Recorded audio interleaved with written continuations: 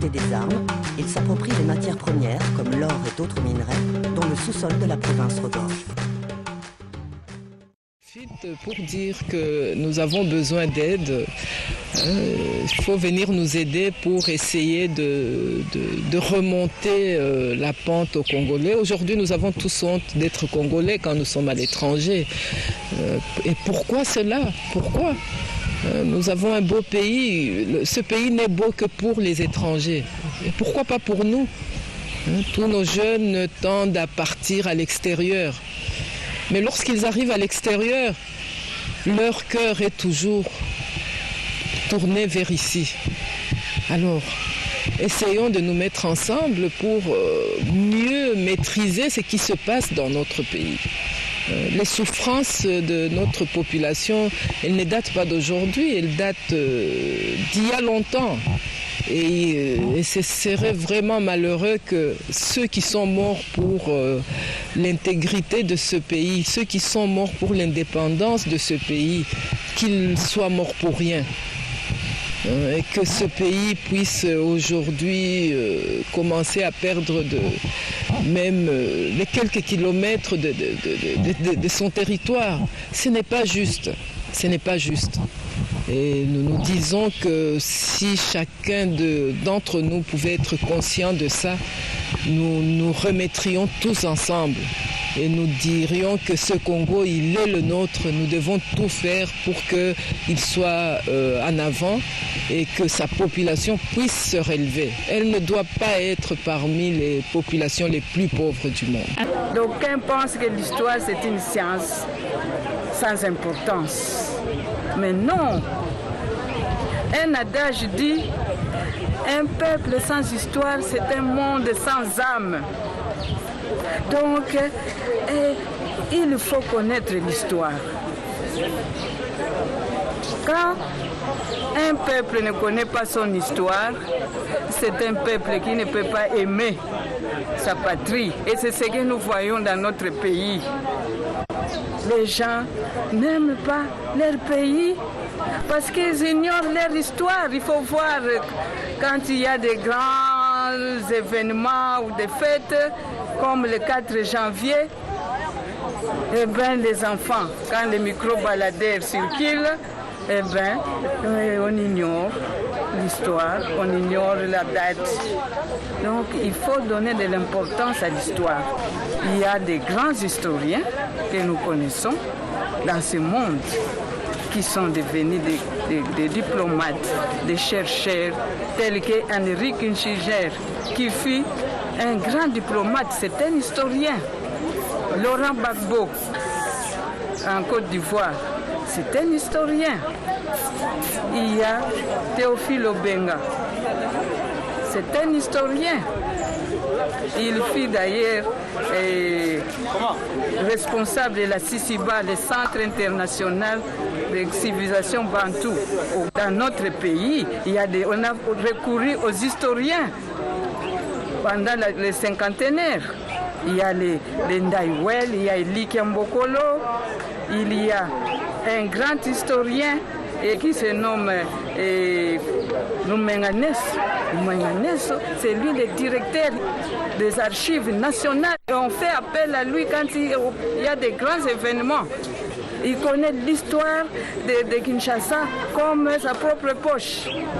Donc nous devons donner de l'importance à l'histoire. D'ailleurs, moi je pense qu'il faut à la longue parler de l'histoire de chaque province, de chaque ville. On doit donner cette matière-là à l'école secondaire. Beaucoup ignorent qui est Selembao, qui est Ngaliema, qui est Ngafula. Et pourtant, ce sont des chefs coutumiers qui ont régné dans cette ville-là. Mais les enfants ne connaissent pas, les enfants les ignorent. Nous devons donc donner de l'importance en histoire. Il faut absolument que dans les programmes, qu'on mette l'histoire à l'avant-plan et que l'histoire occupe une place de choix dans les programmes. Comme ça, les gens prendront conscience que nous avons une nation et que nous devons l'aimer. Parce que toutes les trahisons que nous connaissons dans ces pays, parce qu'on ignore l'histoire de ces pays. Nous nous sommes rendus compte que nous ne connaissions pas notre histoire et qu'avec les événements que notre pays a connus, les Congolais ont perdu leur dignité. Et quand nous nous sommes rendus compte qu'en lisant l'histoire de notre pays, il y avait des tas de choses qui s'étaient passées qui ont amené à cet état de choses que nous connaissons aujourd'hui. Nous nous sommes dit que si nous connaissions notre histoire, si nous nous donnions la peine de voir et de comprendre ce que ceux qui se sont battus avant pour que cette nation devienne ce qu'elle est aujourd'hui, si nous connaissions tout ça, nous pouvions en même temps recouvrer notre dignité. Parce qu'aujourd'hui, il y a tellement d'antivaleurs qui sont en jeu. Les Congolais eux-mêmes, nous avons l'impression qu'ils n'aiment pas ce pays. Le pays est en proie à des difficultés énormes. Nous sommes un pays avec d'immenses ressources et nous sommes classés parmi les pays les plus pauvres du monde. La population congolaise, depuis des années, depuis 1885 jusqu'à aujourd'hui, elle est entraînée dans des guerres dont elle ne connaît pas la cause, à cause des immenses ressources du sol et du sous-sol. Nous croyons qu'en éveillant comme ça la conscience collective, nous allons renforcer les liens qui se sont tissés tout au long de l'histoire de notre pays. Les erreurs qui ont été faites, tout ce qui s'est passé par le passé, nous pourrons forger des armes pour lutter contre ça, pour que nos populations qui ont été massacrées depuis des années ne continuent plus à l'être. Il n'y a pas très longtemps, on parle de plus de 6 millions de morts sur notre territoire. Mais même avant, à l'époque de Léopold II, à l'époque de la colonisation, il y a eu aussi des millions de morts. Comme le dit l'historien, le professeur Mbokolo. Il dit ceci: si vous n'avez pas la conscience historique, vous ne savez pas avoir une conscience nationale. Vous devez savoir ce qui s'est passé dans votre pays. Et aujourd'hui, nous arrivons dans une société où le Congolais n'est plus sûr de lui-même. Il ne connaît pas sa valeur, il ne sait pas ce qu'il vaut. Et nous nous disons que si nous ranimons cet esprit patriotique, le Congolais prendra conscience de sa valeur. Il saura qu'il doit être lui-même le propre moteur de son développement économique et social. Dans nos objectifs, nous luttons aussi pour qu'on puisse respecter la vie dans toute son intégralité, qu'on puisse lutter contre les antivaleurs. Et après avoir tout ça, le résultat de tout ça, c'est quoi? Se ramener la paix dans notre pays. On va avoir une réconciliation. On va avoir un état de droit où la justice aura sa place. Et le résultat, c'est automatique. C'est un développement intégral de notre pays. Nous pouvons ainsi mieux exploiter les ressources, nos ressources, que ce soit des ressources culturelles ou que ce soit les ressources naturelles que nous avons. Nous croyons que si nous pouvions atteindre notre objectif, les liens se tisseraient beaucoup plus forts entre tous les Congolais. Et que par-delà toutes les considérations tribalo-ethniques, nous nous dirons que ce pays, c'est notre nation. Nos ancêtres se sont battus pour qu'il soit ce qu'il est aujourd'hui. Et nous allons avoir des liens de solidarité beaucoup plus forts pour avoir un Congo beaucoup plus beau au centre de l'Afrique. Merci beaucoup pour la question. La tâche sera rude. C'est pas très facile de pouvoir ramener la confiance. Ce n'est pas de sa faute s'il est ce qu'il est aujourd'hui. Il est le résultat de toute une histoire. Quand vous lisez l'histoire, j'ai lu le livre de Madame Colette Brackman, la journaliste belge. Elle a écrit dans son livre Terreur africaine, qui parle du Congo belge, du Rwanda au Burundi, elle a écrit que les Congolais sont les résultats de ce qu'ils ont subi pendant plus de 80 ans. Une personne est le résultat de sa culture après 80 ans de colonisation. C'est tout à fait normal que nous ayons été influencés par tout ce qu'on nous a fait croire, par tout ce qu'on nous a fait subir pendant toutes ces années d'occupation. Et à la fin de la colonisation, qu'est-ce qui s'est passé? Nous étions là, notre but essentiel c'était de ressembler aux Blancs. Nous devions coûte que coûte être comme des Blancs, parler comme des Blancs, agir comme des Blancs, en ignorant et en oubliant vraiment toutes nos valeurs culturelles. Si nous nous remettions en cause, si nous connaissions un peu plus profondément l'histoire de notre pays, nous nous rendrions compte que nous avions des valeurs et que nous les avons toujours et qu'on nous a inculqué ce mépris de notre race, ce mépris de notre culture. Et nous, par exemple, nous sommes le résultat de ça. Je suis née avant 60 et quand j'ai eu mon diplôme, mon Dieu, mais tout ce que nous voulions être comme des Blancs. Jusqu'à aujourd'hui, nous avons les vestiges de ça. Mais si nous disions que non, nous avons notre culture a ses valeurs et que nous ne sommes pas différents des autres, c'est parce que nous avions été soumis à une certaine condition de vie. Ce sont ces conditions de vie qui ont fait que nous soyons ce que nous sommes aujourd'hui. Nous ne sommes pas différents. Je vous donne un exemple. On dit que nous sommes toujours désordonnés, nous ne respectons rien, etc. Quand nous sommes sur la route, qu'est-ce qui se passe? Il n'y a pas que les Congolais qui dépassent et qui font tout dans n'importe quel sens. Vous avez aussi les étrangers, plongés donc dans ce milieu de cacophonie. C'est parce que nous voyons les Congolais faire ça aussi. Les étrangers sont en train de suivre. Oui, mais eux aussi le font. Et c'est ce que nous avons fait aussi.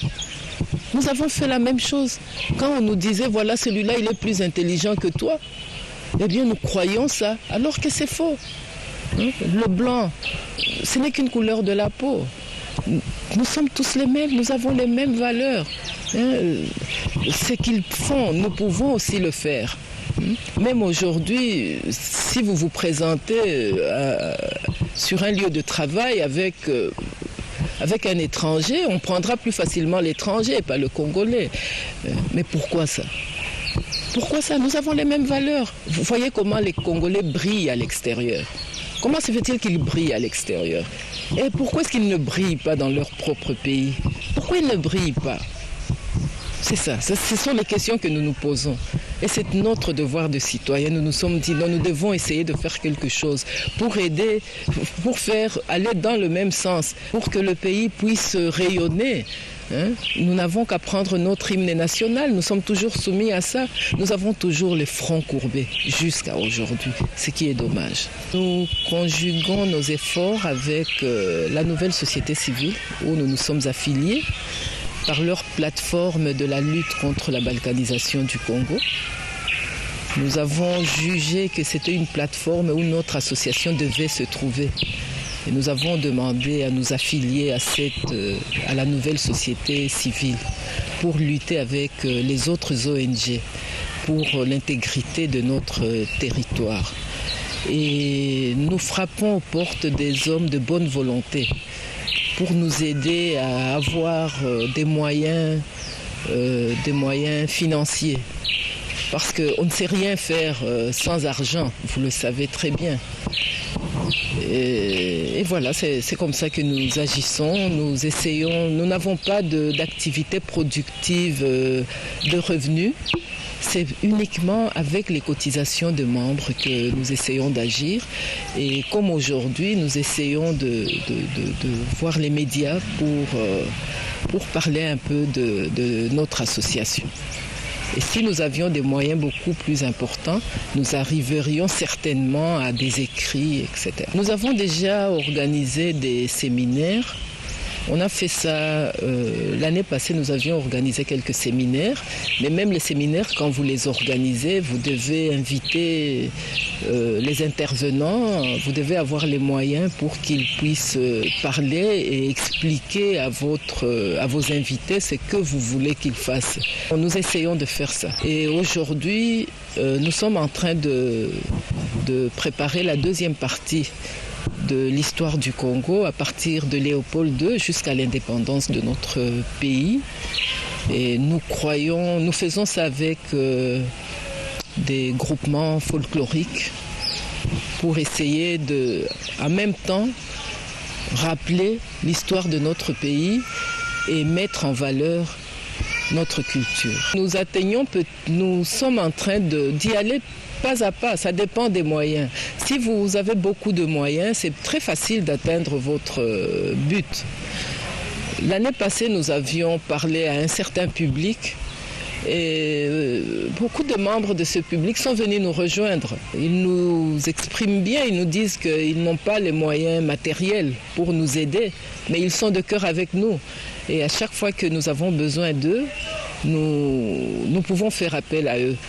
Les groupes avec lesquels nous avons travaillé l'année passée, ils seront encore avec nous cette année. Ce n'est pas parce que nous avons les moyens matériels pour les payer. C'est parce qu'ils sont aussi acquis à la cause. Ils savent que ce que nous sommes en train de faire, c'est pour notre pays. Et ils disent qu'eux aussi peuvent faire ce sacrifice-là pour que notre pays puisse redevenir ce que les artisans de l'indépendance ont voulu que ce pays soit. Que ça soit un beau pays rayonnant au cœur de l'Afrique. Voilà. Nous n'avons pas vraiment beaucoup de moyens. Nous avons beaucoup de difficultés, effectivement. Il y a les difficultés matérielles. Beaucoup de membres qui étaient avec nous au départ ne sont plus avec nous. Pourquoi ? Parce qu'ils considèrent que n'ayant pas rempli leur tâche de payer leurs cotisations, ils ne se sentent plus à la hauteur de continuer avec nous. Mais nous leur disons, nous leur rappelons que notre objectif était d'arriver à un but et que ces difficultés sont connues de tout le monde. Si on n'a pas assez d'argent et que ce n'est pas pour ça qu'il faut baisser les bras, nous continuons à leur rappeler ça et nous espérons pouvoir les ramener auprès de nous. Nous avons des difficultés également parce que partout où nous voulons rejoindre les gens, aller voir les gens, il faut à chaque fois trouver de l'argent. Il faut qu'il y ait de l'argent dans les caisses de l'association pour pouvoir faire quelque chose. Alors ce sont toutes ces difficultés-là. Et si nous pouvions disposer d'une certaine aide, d'une certaine collaboration avec des institutions, peut-être que ça pourrait nous aider à avancer. Pour dire que nous avons besoin d'aide, il faut venir nous aider pour essayer de remonter la pente aux Congolais. Aujourd'hui, nous avons tous honte d'être Congolais quand nous sommes à l'étranger. Et pourquoi cela ? Pourquoi ? Nous avons un beau pays. Ce pays n'est beau que pour les étrangers. Et pourquoi pas pour nous ? Tous nos jeunes tendent à partir à l'extérieur. Mais lorsqu'ils arrivent à l'extérieur, leur cœur est toujours tourné vers ici. Alors, essayons de nous mettre ensemble pour mieux maîtriser ce qui se passe dans notre pays. Les souffrances de notre population, elles ne datent pas d'aujourd'hui, elles datent d'il y a longtemps. Et ce serait vraiment malheureux que ceux qui sont morts pour l'intégrité de ce pays, ceux qui sont morts pour l'indépendance de ce pays, qu'ils soient morts pour rien. Et que ce pays puisse aujourd'hui commencer à perdre même les quelques kilomètres de son territoire. Ce n'est pas juste. Ce n'est pas juste. Et nous nous disons que si chacun d'entre nous pouvait être conscient de ça, nous nous remettrions tous ensemble et nous dirions que ce Congo, il est le nôtre. Nous devons tout faire pour qu'il soit en avant et que sa population puisse se relever. Elle ne doit pas être parmi les populations les plus pauvres du monde. Nous avons un siège. Le siège... Je vous ai parlé de nos difficultés parce que si vous devez avoir un siège, vous devez avoir une adresse. Et heureusement pour moi, j'ai une propriété un peu grande. J'ai aménagé un bureau pour notre association. Nous avons 2 sorties dans notre parcelle. Il y a une sortie sur l'avenue Kingabwa. Et nous avons l'autre sortie qui est juste derrière vous et qui donne sur l'avenue des Buffles. Et c'est vers cette sortie que se trouve le bureau, le siège de notre association. Donc j'ai essayé de mettre à la disposition notre bureau. Nous sommes en train de l'équiper et c'est ici que nous nous réunissons avec tous les membres de l'association. Je ne crois pas qu'il y ait du retard en quoi que ce soit. Là où il y a de la vie, il y a toujours moyen de faire quelque chose. On ne peut pas baisser les bras. C'est une bonne initiative. Ne baissons pas les bras. Luttons. Les autres luttent. Et pourquoi est-ce que nous serions là à baisser les bras et à voir tout s'écrouler devant nous? Le mot de la fin, nous adressons un appel pathétique à nos compatriotes. S'ils peuvent nous suivre et essayer souvent de réfléchir avec nous, on nous trouve souvent à la Nouvelle Société Civile. Nous sommes là avec d'autres compatriotes pour réfléchir sur l'avenir de notre pays. Nous avons notre siège qui est ici, sur l'avenue des Buffles, quartier Kingabwa, commune délimitée. Nous avons notre siège. Nous avons d'autres coordonnées téléphoniques, adresse mail. Nous avons même un compte, nous venons d'avoir un compte bancaire. Le numéro de téléphone, donc il y a mon numéro de téléphone. Nous n'avons pas de personnel d'appoint parce que ceci, on doit prendre du personnel, il faut payer, il faut rémunérer ce personnel. Et jusqu'à aujourd'hui, j'assure un peu cette tâche-là. Nous avons un rapporteur qui fait tous les travaux de secrétariat. Et ainsi de suite, nous avons un trésorier. Donc c'est toute une organisation qui est bien assise. Le numéro de téléphone où vous pouvez me joindre, donc c'est le 081 810 00 37. Donc si vous appelez à ce numéro, vous pouvez me joindre directement et je pourrai être à votre disposition. Nous avons déjà quelques personnes sensibilisées à Bukavu. Nous avons quelques personnes qui sont sensibilisées. À Lubumbashi aussi, nous avons quelques personnes qui sont sensibilisées et qui n'attendent que l'arrivée de l'un ou l'autre de notre association pour mieux expliquer la portée vraiment de notre association. Et comme vous le voyez, il faut de l'argent pour faire quelque chose. Il faut de l'argent. Et c'est comme ça que nous prenons aussi cette voie de vous parler, de vous demander, de nous permettre de nous exprimer pour qu'on puisse nous suivre. Alors, à tous les hommes de bonne volonté qui veulent être avec nous, l'association est ouverte à tous les Congolais d'origine, même ceux qui ont changé de nationalité, ils peuvent être nos membres. Donc nous avons besoin que vous veniez lutter avec nous pour éveiller la conscience, pour consolider l'esprit patriotique. L'adresse mail, c'est Memdign Mémoire, donc MEMDIGNCONGO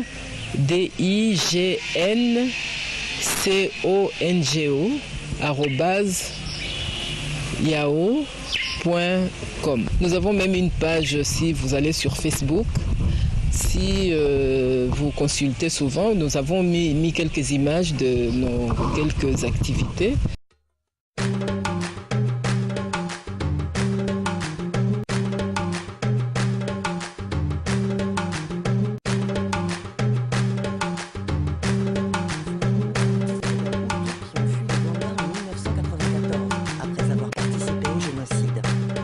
Acheter des armes, ils s'approprient les matières premières, comme l'or et d'autres minerais, dont le sous-sol de la province regorge.